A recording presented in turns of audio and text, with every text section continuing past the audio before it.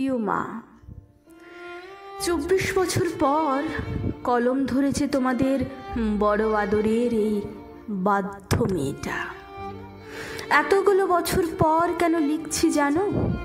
কারণ তোমরা আজ আর নেই বলে। জানো মা, গল্পটা খুবই সাধারণ। গল্পের নাম দিতে পারো সুখ কেনার গল্প। মেয়ের সুখ কিনতে গিয়েই তো আমার বিয়েটা দিলে তোমাদের পছন্দ করা ছেলের সাথে। তারপর থেকে 24 বছর কাটিয়ে ফেলেছি। সবাই বলে বাবা মা নাকি ছেলে মেয়ের ভালো চায়। ভালোই যদি চাইলে তাহলে কেন আমি ভালো থাকতে পারলাম না?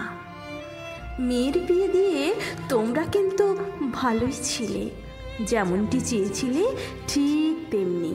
পয়সাওয়ালা, সৎ, চরিত্রবান একটা ছেলে, একদম তোমাদের মনের মতো। বিয়েটা হলো আমার, অথচ আমার মতে নয়। জানো মা, আমি 24 বছর ধরে সংসেজে আছি এই সংসারে। তোমাদের কথা রেখেছি, তোমাদের সম্মান বজায় রাখতে পেরেছি, তাই দারুণভাবে অভিনয় করে যাচ্ছি তোমাদের সৎ চরিত্রবান জামাইয়ের সাথে।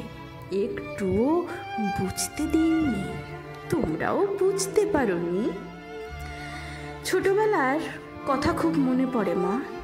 আমার মন খারাপ থাকলে, শরীর অসুস্থ হলে, মিথ্যা কথা বললে তুমি ঠিক ধরে ফেলতে।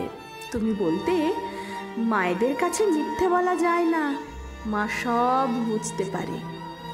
ভেবেছিলাম তুমি অন্তত বুঝবে। মেয়ের মনের কথা মা বুঝতে পারবে না তা হয় নাকি? দেখলাম তুমিও বাবার মতোই গোঁ ধরে বসে থাকলে। সেদিনের কথা ভাবলে চোখে জল আসে, যন্ত্রণাটা বুকের মধ্যে দলা পাকিয়ে ওঠে। আমাকে ঘরের মধ্যে আটকে রাখলে, আমার ভালোবাসার মানুষটাকে বাড়িতে ডেকে ভীষণভাবে অপমান করলে। আমি আড়াল থেকে স্পষ্ট শুনতে পাচ্ছিলাম ওই কথাগুলো। তুমি ওকে বলেছিলে ও তোমাকে ভালোবাসে না, ওর সাথে কোনো রকম যোগাযোগ রেখো না। আমার মেয়ের বিয়ে ঠিক হয়ে গেছে, ওকে যদি সত্যিই ভালোবাসো তাহলে ওর জীবন থেকে সরে গিয়ে প্রমাণ করে দিও তুমি সত্যিই ওকে ভালোবাসো। আমি শুনেও কিচ্ছু করতে পারিনি। এক প্রকার জোর করেই, বাধ্য হয়েই বিয়েটা করে নিলাম। আমাকে নিরুপায় করে দিয়েছিলে, হাত মুখ বেঁধে দিয়েছিলে। আমি আমার ভালোবাসার মানুষকে বিয়ে করলে তোমরা সুইসাইড করে নেবে। যতদিন বাঁচবো ততদিন ওই দোষের ভাগিদার হয়ে আমাকে নাকি বাঁচতে হবে। জানো মা, আমাকে সবাই বলে ভাগ্যবতী। তোমাদের মতো বাবা মা পেয়েছি, অমন একটা সংসার পেয়েছি, ভালো মানুষ বর পেয়েছি। আমার আর কি চাই? ছোটবেলায় তোমাদের থেকে যা চেয়েছি তাই দিয়েছ, কোনো আবদার না করনি। যখন ভালোবাসার মানুষটার কথা বললাম, বললে তোর অন্যায় আবদার তোর বাবা মেনে নেবে না। এদিকে আবার বিয়ের পর আর আবদার করতেই হয় না, চাওয়ার আগেই সব কিছু পেয়ে যাই। সত্যি ভাগ্যবতী। অভিনয় করতে করতে আজ বড় ক্লান্ত। সুখী সংসারের সেরা বউ হয়ে উঠতে বেশি দিন টাইম লাগেনি। তোমরা প্রায় আমাকে বলতে, বাবা মায়ের পছন্দে বিয়েটা করেছিলি বলে তাই আজ এত সুখী।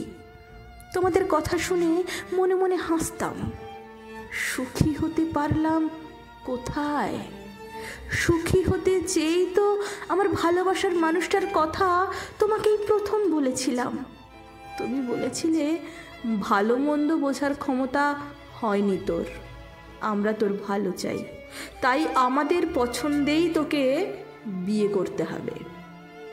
তাই তো এমন সুখের বাসা কিনে দিলে, সে বাসায় আমার গভীর অসুখ। আমার জীবন থেকে ভালোবাসার মানুষটাকে কেড়ে নিলেও মন থেকে কেড়ে নিতে পারোনি। 24 বছরে তাকে একটু ভুলতে পারিনি, তাই আজও কেঁদে বুক ভাসাই। মনের মন্দিরে তাকেই শুধু পুজো করি। যতবার ভেবেছি নতুন কি নিয়ে বাঁচব, ততবারই আমার প্রাক্তনকে আরো বেশি করে ভালোবেসে ফেলেছি।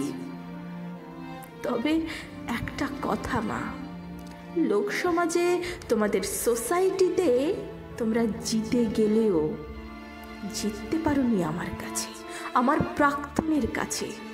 তোমাদের কথা সে রেখেছে, সত্যিকারের ভালোবাসার প্রমাণ সে দিয়েছে আমার জীবন থেকে সরে গিয়ে, কিন্তু মন থেকে সরাতে পারেনি বোধ হয়। যেমনটা আমার মন থেকে সরিয়ে দিইনি, জীবনের বাদ বাকি বছরগুলো ঠিক এইভাবেই চলব, সুখী জীবনের অভিনয় করে। সত্যিকারের ভালোবাসলে তাকে মন থেকে সরানো যায় না কোনো দিন। তবে ভীষণ কষ্ট পাই সুখী জীবনের অভিনয় করে নয়। কষ্ট হয় জীবন্ত লাশ হয়ে বেঁচে থাকতে হয় বলে। আজ যা লিখলাম তা আমার মনের বেদনাই শুধু নয়, বলতে পারো এক জীবন্ত লাশের সুইসাইড নোট।